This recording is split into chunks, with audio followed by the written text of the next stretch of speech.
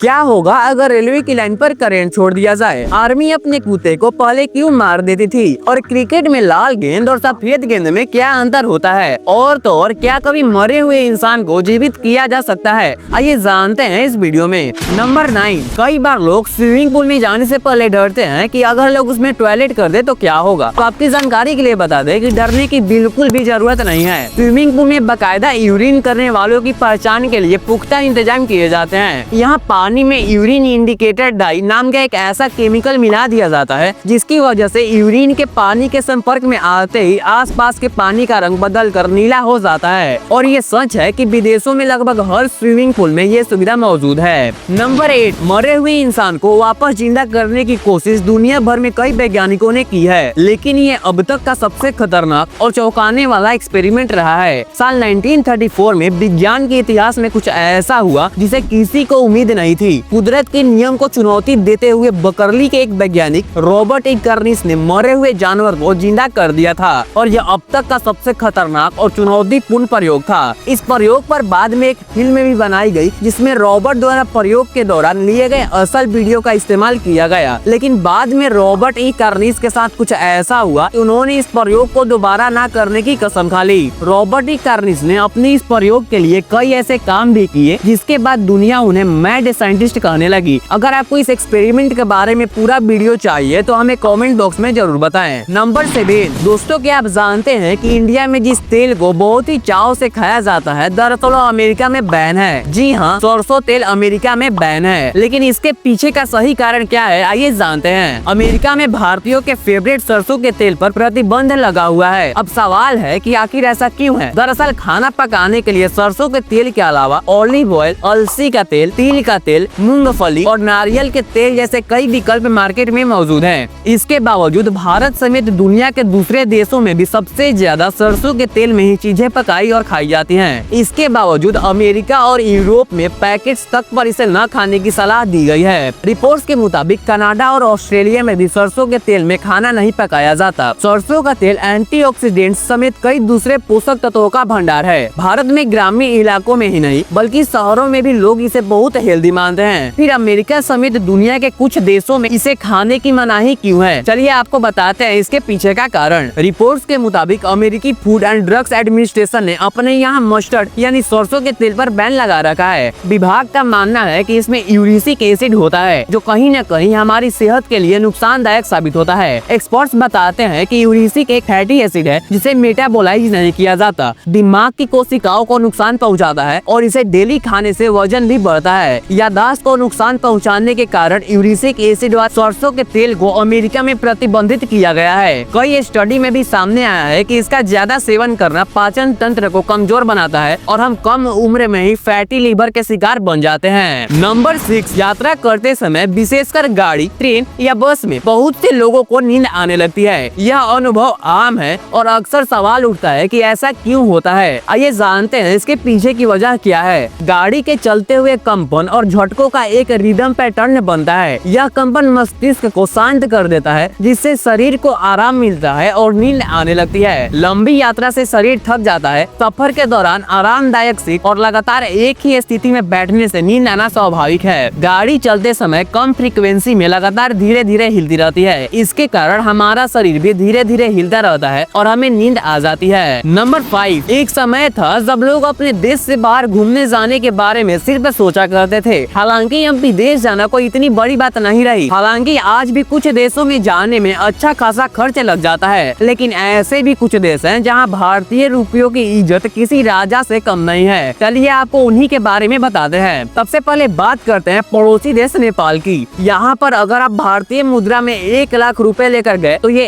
1,59,387 नेपाली रुपए में बदल जाएगा। वहीं आइसलैंड में अगर आप 1 लाख भारतीय रुपया खर्च करना चाहते हैं तो ये 62,000 बढ़कर 1,62,775 आइसलैंड क्रोना में हो जाएगा। है ना यह मजेदार बात। नंबर 4, जब भी जहरीले जानवरों की बात होती है तो सबसे पहला नाम आता है सांप का। इसके काटने और कई बार तो जहरीले सांपों की फुफकार भर से लोगों की मौत हो जाती है। ऐसे बहुत ही कम जानवर हैं जो सांपों से नहीं डरते, लेकिन क्या आप जानते हैं कि एक ऐसा पेड़ भी है जिसके छांव में खड़ा होने पर लोगों की मौत हो जाती है? जी हाँ, बिल्कुल सही सुना आपने। कैरेबियन में कई मैनचिलिन पेड़ों पर वैधानिक चेतावनियां भी लिखी गई हैं। इतना ही नहीं, पेड़ पर यह भी लिखा है कि बारिश के दौरान इस पेड़ के नीचे खड़ा होना मना है, क्योंकि ये खतरा साबित हो सकता है। नंबर 3, लोहे में करंट उतर जाए तो कई लोगों की जान जा सकती है, लेकिन अगर रेल की पटरी के किसी एक हिस्से पर हाई वोल्टेज करंट का तार लगा दिया जाए तो क्या होगा, क्योंकि सब एक दूसरे से जुड़ी हुई है। जवाब बेहद इंटरेस्टिंग है, तो आइए जानते हैं। कभी कभी ऐसे सवाल आते हैं कि दिमाग चकरा जाता है। ऐसा ही एक सवाल ऑनलाइन प्लेटफॉर्म